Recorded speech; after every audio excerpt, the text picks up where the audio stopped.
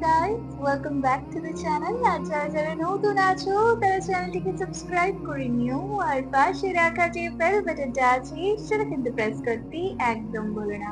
বন্ধুরা, আজকে একটা ইন্টারেস্টিং টপিক নিয়ে ভিডিও দেখবো, আর সেইটা হচ্ছে যে কোন বিষয়গুলো নিয়ে আফসোস করা ঠিক নয়। আর এই বিষয়ে যদি বলি আমার কথা, তো আমার মনে হয় আমি সেই ফ্ল্যাগ বিয়ারার যে সব থেকে আগে থাকে। এইসব আফসোস করা নিয়ে, সব জিনিস নিয়ে রিগ্রেট হওয়া, কোনো জিনিস করে নিয়েছি সেটার উপরে রিগ্রেট কেন করলাম, এটা করা উচিত হয়নি, এইভাবে করলে ভালো হতো, মানে নানান রকমের জিনিস ভাবতে থাকি। আই থিঙ্ক আমি ওভার থিঙ্কার, সেটা হতে পারে রিগ্রেটের থেকেও বেশি, বাট রিগ্রেট করি বলেই তার জন্য ওভার থিঙ্ক করি। তো এই বিষয় নিয়েই আলোচনা দেখবো ইসলামিক স্কলার মিজানুর রহমান আজহারী সাহেবের মুখে। তো চলো আর কথা না বাড়িয়ে ডাইরেক্ট ভিডিওতে যাই, তারপর নয় তোমাদের সাথে কথা হবে। তো ভিডিওটা শুরু করি, চলো শুরু করা যাক।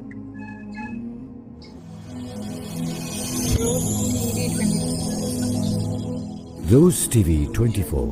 Enjoy by listening to the Holy Quran. আল্লাহর প্রশংসা করে করে কোনোদিন শেষ করা যাবে, এজন্য কখনোই যেন অভিযোগ না করি আল্লাহর কাছে, কমপ্লেইন যেন না করি। Instead of complaining we should praise more and more, বেশি বেশি প্রশংসা করতে হবে। অভিযোগ করা যাবে না। অনেকের অনেক দুঃখ, অভিযোগ, জাল্লা আমারে এটা দিল না, ওইটা দিল না, আমার পাশে সে বড় হয়ে গেল, ও চাকরি পেয়ে গেল, ও ব্যবসায় উন্নতি করলো, ও ভিসা পাইলো, আমি পাইলাম না। আফসোস, ও আফসোস করতে করতে মরবে, ঠিক কি না? আর প্রশংসা যে করবে তাকে নেয়ামতের বাড়ি ধারা আরো বাড়িয়ে দিবে কে? এজন্য আফসোস করব না প্রশংসা করব, অভিযোগ করব না শুকরিয়া করব। আল্লাহ অনেক দিয়েছে, ঠিক কি না? আপনারা শেখ সাদি রাহিমাহুল্লাহর নাম শুনে থাকবেন। বালাগাল উলা বিকামালিহি কাশাফাদ দুজা বিজামালিহি, এই কবিতা লিখে উনি বিখ্যাত হয়েছিলেন। উনি পার্সিয়ান পয়েট, ইরানি একজন কবি। তো ওনার একবার আর্থিক সমস্যা যাচ্ছিল, দৈন্যতা যাচ্ছিল, টাকা পয়সা ছিল না, ফলে ওনার পায়ে দেওয়ার মতো জুতা ছিল না। তো খুব আফসোস করতেছে, হায় রে, আমি এত বড় কবি, আমার পায়ে দেওয়ার মতো জুতা নাই। আফসোস করে ঘর থেকে বের হলেন, দেখলেন এক ভিক্ষুক ভিক্ষা করছে, ওর পাই নাই। কি নাই? আর কবি সাহেবের কি নাই? ওনার জুতা নাই, এজন্য দুঃখ। বের হয়ে দেখে সাইল ভিক্ষুক, ওর পা নাই। এবার উনি সেজদায় পরে আল্লাহর ডেকে বলে, আল্লাহ শুকর আলহামদুলিল্লাহ, অনেক ভালো আছি। শুকর আলহামদুলিল্লাহ, বেশ ভালো আছি, অনেক সুখে আছি। এজন্য সুখ হচ্ছে আলহামদুলিল্লাহর ভিতরে। সুখ আছে কিসের ভিতরে? যে কোনো পরিস্থিতিতে আমরা থাকি না কেন, বিপদে আপদে, সকালে বিকালে, শীতকালে গ্রীষ্মকালে, আমরা কি পড়ব? আলহামদুলিল্লাহ পড়ব। এর কারণ চাহিদার কোনো শেষ নাই। যার আছে যত বেশি, সে চায় তত বেশি। দেখবেন যার সাইকেল আছে ও হুন্ডা চায়, চায় না? আরো নিজ থেকে যদি বলি, যার পা নাই ও চায়, আল্লাহ আমার যদি দুইটা পা থাকতো। কথা বলেন। পা নাই এরকম লোক আছে না এলাকায়? সে হেঁটে যাওয়া লোকদের দিকে তাকিয়ে থাকে, আর তার স্বপ্ন থাকে ওইটাই, আমার যদি পা থাকতো। হেঁটে হেঁটে হেঁটে যারা বাজারে যায়, স্কুলে যায়, কলেজে যায়, ওদের আফসোস যারা সাইকেল চালায় ওদেরকে দেখে, তাই না? সাইকেল থাকলে খুব ভালো হইতো, সাইকেল চড়ে চড়ে বাজারে যেতে পারতাম। সাইকেলওয়ালারও আফসোস আছে, সে আফসোস করে হুন্ডাওয়ালাদের দেখে, মনে মনে ভাবে যদি ভো ভো থাকতো, হ্যাঁ, একেবারে যেতে পারতাম। হুন্ডাওয়ালাদের আফসোস হচ্ছে প্রাইভেট কারওয়ালাদের দেখে, ইস আমার যদি একটা কার থাকতো। যার কার আছে ও আফসোস করে, ইস আমার যদি একটা প্লেন থাকতো। যার প্লেন আছে ও বলে, ইস আমার যদি একটা কপ্টার থাকতো, if I had a copter, আমার যদি একটা হেলিকপ্টার থাকতো, উড়াল মারতাম। কথা বলেন। তাহলে এই চাহিদার, ডিমান্ডের, হিউম্যান ডিমান্ডসের কোনো শেষ আছে? যে এলাকার ছোট্ট মেম্বার, ওই মেম্বার ভাই চায় কি করে চেয়ারম্যান হওয়া যায়। কথা বলেন। যিনি চেয়ারম্যান হয়ে গেলেন উনি এবার ভাবে কি করে MP, member of the parliament হওয়া যায়, তাই না? আচ্ছা, এমপি যিনি হয়ে গেলেন উনি আরেকটু উপরে যেতে চায়, ভাবে যদি একটু একটু যদি যাইতে পারি, একটা মন্ত্রণালয় যদি পাইতাম, হ্যাঁ, মিনিস্ট্রি যদি একটা পেতাম, কতই না ভালো হতো। তো মন্ত্রী যিনি হইল উনি, ওনার অনেক শখ, ইস আর একটা জায়গা বাকি। হ্যাঁ, কি নাম ওইটার? PM, prime minister. কিন্তু এই দেশে অসম্ভব। কথা বলেন, এই দেশে প্রাইম মিনিস্টার হওয়া যাবে? এক দুজন এদের মধ্যে ধাক্কাধাক্কি, এবং ওনাদেরকে মেনে নিতে হবে। আপনি বাঁচেন আর মরেন, ওনারাই প্রাইম মিনিস্টার। কথা বলেন। তাহলে এই কথাগুলো বলার উদ্দেশ্য হচ্ছে হিউম্যান ডিমান্ডসের কোনো শেষ নাই, আনলিমিটেড হিউম্যান ডিমান্ডস। এজন্য বিশ্বনবী বললেন, লাউ আন্না লিকুল্লি ইবনি আদামা ওয়াদিয়ান মিন যাহাব আহাব্বা আইয়াকুনা লাহু ওয়াদিয়ান ওয়া লা ইয়ামলা আফাহু ইল্লা তুরাব। আল্লাহ বলেন, এই বনি আদমের প্রত্যেককে যদি একটা করে স্বর্ণের পাহাড়ের মালিক বানিয়ে দেয়া হয়। কিসের পাহাড় দেখছেন জীবনে? আচ্ছা, স্বর্ণের পাহাড়ের যদি মালিক বানিয়ে দেয়া হয়, আহাব্বা আইয়াকুনা লাহু ওয়াদিয়ান, একটা করে স্বর্ণের পাহাড়ের মালিক বানিয়ে দিলেও সে চাইবে কিভাবে আরো একটা স্বর্ণের পাহাড়ের মালিক হওয়া যায়। আচ্ছা, একটু বুঝে শুনে উত্তর করবেন। একটা স্বর্ণের পাহাড়ের মালিক যদি আমি হই, শুধু আমি কেন, আমার 14 পুরুষ এটারে বিক্রি করে খেলেও কি শেষ করতে পারবো? তো আমার আরেকটা লাগবে কেন? আরেকটা দিয়ে আমি কি করব? স্বভাব। বিশ্বনবী বললেন, সবশেষে হাদিসের শেষাংশে বললেন, ওয়ালাইয়ামলা আফাহু ইল্লা তুরাব, কবরের মাটি ছাড়া কোনো কিছুই মানুষের এই জিহ্বাটারে থামাতে পারবে না। চিৎকার করে বলেন ঠিক কি না? এজন্য যার আছে বেশি ও চায় বেশি, এই ডিমান্ডটারে একটু কমাতে হবে, আল্লাহর কাছে শুকরিয়া করতে হবে। অর্থের প্রয়োজন আছে, কিন্তু এটার হৃদয়ে স্থান দেয়া যাবে না। এটা হাতে আসবে আবার চলে যাবে, ঠিক কি না? হৃদয়ে স্থান থাকবে কার? যাদের হৃদয়ে আছে আল্লাহর ভয়, তারা কভু পথ ভুলে যায় না। আল্লাহর প্রেম ছাড়া এই দুনিয়ায় কারো কাছে কোনো কিছু চায় না, ঠিক কিনা? মুমিনের হৃদয়ে দরদ ভালোবাসা থাকবে একজনের জন্য। চিল্লায় বলেন তো তিনি কে? এজন্য আমরা যেন শুকরিয়া করি, আমরা যেন অভিযোগ না করি। দেখেন, আমরা যদি জিজ্ঞেস করি, ভাই আপনি কি চান, কি লাগবে আপনার, কার কি লাগবে, একজন বলবে আমি এটা চাই, আমার এটা নাই, আমি ওইটা চাই, ওইটা চাই, কত কিছু লাগবে আমাদের। কিন্তু ঠিক এই মুহূর্তে যেই লোকটা হসপিটালের বেডে শুয়ে আছে, ক্যান্সারে আক্রান্ত, ক্যান্সার যার নেই কোনো অ্যান্সার, ওরে যদি জিজ্ঞেস করেন, ও বলবে আমার কিচ্ছু লাগবে না, আমি শুধু বাঁচতে চাই। ও কি চায়? আর আমরা অনেক কিছু চাই। এজন্য আমরা শুকরিয়া করব বেশি বেশি। শুকরিয়া করলে বাড়িয়ে দেয় কে? বিশ্বনবী দোয়া করতেন, আল্লাহুম্মা জাআলনি সাবুরা ওয়া জাআলনি শাকুরা ওয়া জাআলনি ফি আইনি সগীরা ওয়া ফি আয়ুনিন নাসি কাবীরা। আল্লাহ আপনি আমারে ধৈর্যশীল বানান, আপনি আমারে শুকরগুজার বান্দা বানান। আল্লাহ আমার চোখে আপনি আমারে ছোট বানান, গোটা বিশ্বের মানুষের চোখে আপনি আমারে বড় বানান।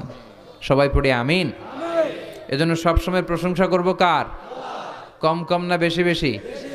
সবসময় শুকরিয়া করতে রাজি আছি তো? আল্লাহ সব সময় যেন আমরা তোমার শুকরিয়া করতে পারি, তুমি তৌফিক দাও। আরো জোরে পড়বো সবাই আমিন। আড়াইবাড়ি দরবার শরীফের পীরে কামেল আল্লামা মোহাম্মদ গোলাম হক। কোরআন থেকে কথা শোনার সবচেয়ে বড় একটা ফজিলত হচ্ছে এই কথার মধ্যে কোনো গোজামিল নাই, কোনো ভুল নাই, কোনো সন্দেহ নাই। চিল্লায় বলেন ঠিক কিনা? এবং কেউ কি এই কোরআনের ব্যাপারে কোনো সন্দেহ, কোনো ভুল, কোনো ইনকনসিস্টেন্সি প্রমাণ দিতে পেরেছে? পারে নাই, পারবেও না। This is the book whereof there is no doubt, no suspicion in it, and a guidance to those who are muttaqin. আল্লাহ বললেন, যালিকাল কিতাব লা রাইবা ফি হুদাল লিল মুত্তাকিন। এটা এমন বই যে বইয়ে কোনো ভুল নাই, কোনো সন্দেহ নাই, এবং মুত্তাকিনদের জন্য হেদায়েতের গাইড বুক করে এই বইটারে পাঠালো কে? আল্লাহ। এজন্য এই বইটা আমরা বুক সেলফের একেবারে উপরের তাকে রাখবো, যাতে ধুলা বালি আর মাকড়সার বাসা এটা ময়লা হয়ে থাকে। হ্যাঁ, কোথায় রাখবেন? একেবারে হাতের কাছে রাখবো, হাতের কাছে রাখবো। পৃথিবীর সবচাইতে নন্দিত এই কিতাবটা আজকে সবচাইতে বেশি নিগৃহীত, উপেক্ষিত। বুক সেলফে রাখে, তাও একেবারে উপরের তাকে, কারণ বছরে 1-2 বার কামে লাগে। কেউ মরলে, কথা বলেন, মারা গেছে, এখন সামনে বসে বসে কোরআন তেলাওয়াত করতে হবে। কোরআন এসেছে জীবিত মানুষদের জন্য। কোরআন নিজেও জীবিত কিতাব, আলোকিত করেও জীবিতদেরকে। চিল্লায় বলেন ঠিক কিনা? কিতাবুন হাই, জীবিত কিতাব, ওয়াকিং এনসাইক্লোপিডিয়া, চলমান বিশ্বকোষ। যাই জিজ্ঞেস করবেন তথ্যের সম্ভার, তথ্য উপাত্ত আর ইনফরমেশন এই কোরআনের ভেতরে আছে না নাই? মানব সমস্যার সব সমাধান আছে। এজন্য এই বইটাকে বলা হয় দ্য প্রবলেম সলভিং মেথোডোলজি। এই কোরআন আপনার সব প্রবলেমকে সলভ করে দেয়। It's not a problem creating methodology. এটা জীবনের কোথাও সমস্যা বাধায় না। কোরআন কোথাও সমস্যা লাগায়? কথা বলেন। নাকি জট খুলে দেয়? আলহামদুলিল্লাহ পড়েন। এজন্য কোরআনের সাথে যেন আমরা সম্পর্ক বাড়াই। We should increase the attachment with the holy book Quran. যতই সম্পর্ক বাড়াবেন আপনার মর্যাদা বাড়াবে কে? আল্লাহ। সম্মানিত ভাইরা, খেয়াল করে বুঝবেন, সাইয়েদনা জিবরিল আলাইহিস সালাম এই কোরআন নিয়ে পৃথিবীতে এসেছিল, তাই তিনি হয়েছেন শ্রেষ্ঠতম ফেরেশতা। রমাদান আল মুবারকে আল্লাহ তাআলা এই কোরআনকে নাজিল করেছে, তাই রমাদান হয়েছে শ্রেষ্ঠতম মাস। বিশ্বনবীর উপর আল্লাহ তাআলা এই কোরআন নাজিল করেছেন, তাই তিনি হয়েছেন বিশ্বনবী। আমরাও যদি এই কোরআনের সাথে সম্পর্ক লাগাই, আমাদের মর্যাদাও এরকম আকাশচুম্বী করে দিবে কে? আল্লাহ। এই জন্য কোরআনের সাথে অ্যাটাচমেন্ট বাড়ানোর দরকার আছে না নাই? প্রতিদিন যেন আমরা কোরআন তেলাওয়াত করি, প্রতিদিন যেন কোরআনের বঙ্গানুবাদ পড়ি। যা বলার সব বলা হয়েছে, নতুন করে আল্লাহ কিছু বলবে না। এজন্য কোরআন থেকে নূর নিয়ে যেন আমরা নিজেদেরকে আলোকিত করি। কোরআনের একটা নাম হচ্ছে নূর। একটা নাম কি? লিতুখরিজান নাসা মিনাজ যুলুমাতি ইলান নূর। এই কোরআনকে আমি পাঠিয়েছি অন্ধকারাচ্ছন্ন মানুষগুলোকে আলোর পথে নিয়ে যাবার জন্য। কোরআন মানুষকে আলোকিত করে, কোরআন মানুষকে জাহালাত বা অন্ধকার শিক্ষা দেয় না। এজন্য আসুন কোরআনের সাথে সম্পর্ক বাড়াই এবং নিজেদেরকে আলোকিত করি। আর এই কোরআনের যেখান দিয়েই আমরা কথা শুনি না কেন, আছে না নাই? লা তুহসা আজাইবুহু ওয়ালা তাবলা গরাইবুহু ফিহি মাসাবিহুল হুদা ওয়া মানারুল হিকমা। কোরআনের আশ্চর্যান্বিতার কোনো শেষ নাই, কোনো শেষ নাই। যতই পড়বেন ততই আশ্চর্য হবেন। সুবহানাল্লাহ পড়বেন না? ওয়ালা তাবলা গরাইবুহু, এটা কখনো পুরাতন হবে না, জীর্ণ শীর্ণ হবে না। সূরা ফাতিহা যারা আমরা পড়েছি লক্ষ লক্ষ বার, যাদের বয়স 50 কিংবা 60, কত লক্ষবার সূরা ফাতিহা পড়েছি, কোনো হিসাব আছে? তারপরেও কোনোদিন কি মনে হয়েছে যে সূরা ফাতিহাটা পুরান পুরান লাগে? 60 বছর ধরে সূরা ফাতিহা দিয়ে শুরু করছি নামাজ, কালকে থেকে কুল হুয়াল্লাহ দিয়ে শুরু করবো, এরকম কেউ বলে? কোরআন পুরান লাগে? চির নতুন, এভারগ্রিন, সবুজ, চির সবুজ, চির নতুন। এটা কখনো পুরাতন হয় না। ফিহি মাসাবিহুল হুদা, কোরআনে আছে হেদায়েতের মশাল। ও মানারুল হিকমা, আর কোরআন হচ্ছে বিজ্ঞানের সুউচ্চ মিনার। কোরআনের ভিতরে বিজ্ঞানের তথ্য উপাত্ত আছে না নাই? আপনি কোরআনে বর্ণিত cosmic symbols, natural phenomena, scientific ইন্ডিকেশনসগুলো যদি পড়েন আপনি অবাক হবেন, কপাল ঘষে ঘষে আল্লাহর সিজদা দিবেন, ঠিক কি না? এজন্য আসুন কোরআনের সাথে সম্পর্ক বাড়াই। প্রতিদিন কোরআন পড়ব, ধীরস্থিরভাবে পড়ব। রাত্তিলিল কোরআনা তারতিলা। আনাস রাদিয়াল্লাহু তাআলা আনহুকে জিজ্ঞেস করা হলো, আনাস, আল্লাহ রাসূলের কাইফা কানা কিরাআতু রাসূলিল্লাহ, আল্লাহ রাসূলের কিরাত কেমন ছিল? তিনি বললেন কানাত মাদ্দান, আল্লাহ রাসূল সাল্লাল্লাহু আলাইহি ওয়াসাল্লাম টেনে টেনে তেলাওয়াত করতেন, টেনে টেনে তেলাওয়াত করতেন। এই যে একটু আগে তেলাওয়াত হচ্ছিল সূরাতুল মুলকের, কত সুন্দর টেনে টেনে সে পড়েছে। এইভাবে বিষ্ণু সাল্লাল্লাহু আলাইহি ওয়াসাল্লাম টেনে টেনে পড়তেন। উম্মে সালামা রাদিয়াল্লাহু তাআলা আনহাকে জিজ্ঞেস করা হলো, কাইফা কানাত কিরাআতু রাসূলিল্লাহ ইয়া উম্মুনা, ইয়া উম্মানা, আমাদের মাতা, আমাদের প্রিয় নবীর তেলাওয়াত কেমন ছিল? উম্মে সালামা বললেন, কানা রাসূলুল্লাহ ইয়াকাত্তিউ বাইনা কিরাআতিহি আয়াতান আয়া, আল্লাহ রাসূল সাল্লাল্লাহু আলাইহি ওয়াসাল্লাম এক আয়াত এক আয়াত করে থেমে থেমে কোরআন তেলাওয়াত করতেন। পড়েন সুবহানাল্লাহ। এক আয়াত পড়তেন, থামতেন, আবার আরেক আয়াত শুরু করতেন, আবার আরেকটা আয়াত পড়তেন, আবার থামতেন, আরেক আয়াত শুরু করতেন। প্রতিটা অক্ষর, প্রতিটা উচ্চারণ কেটে কেটে দেখা যেত, বোঝা যেত। চিল্লায় পড়েন আল্লাহু আকবার। আর আমাদের তেলাওয়াতের কি অবস্থা? তারাবির নামাজের কি অবস্থা? আমাদের ম্যাটন ঘরের কি অবস্থা? জাপানের বুলেট ট্রেন ফেল, ঠিক কিনা? কোন দিক দিয়ে আযাবের আয়াত যায়, কোন দিক দিয়ে জান্নাতের আয়াত যায়, কোন দিক দিয়ে সূরা ইয়াসিন গেল, কোন দিক দিয়ে আর রহমান গেল, কোথায় সূরা ইউসুফ গেল, কেউই টের পায় না। রুব্বা কারিলিল কুরআন ওয়াল কুরআনু ইয়ালআনহু, কোরআনের অনেক কারি আছে, তেলাওয়াতকারী আছে, আবৃত্তিকারী আছে, যাদেরকে কোরআন রহমত, মার্সি এন্ড ব্লেসিংস না দিয়ে গজব দেয়, লাআনত দেয়। আল্লাহ ওই ধরনের তেলাওয়াত থেকে তুমি আমাদের বাঁচাও।